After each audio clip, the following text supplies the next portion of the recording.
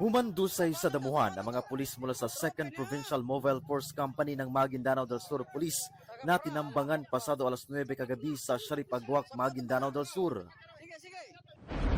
5 pulis ang dead on arrival sa ospital, 3 ang ginagamot pa. Ayon sa Bangsamoro Regional Police, katatapos lang magpatrolya ng mga pulis at pabalik na sa detachment nang tambangan sila ng armadong grupo.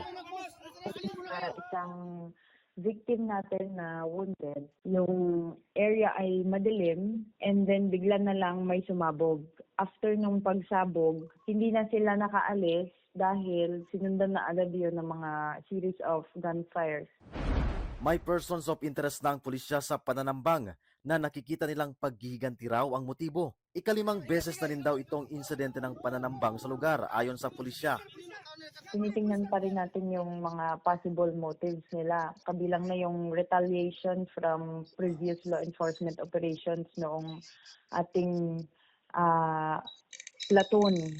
So, yung presence ng lawless armed groups meron din doon. Kaya nga, nag-intensify na sa area na yan ng mga security operations.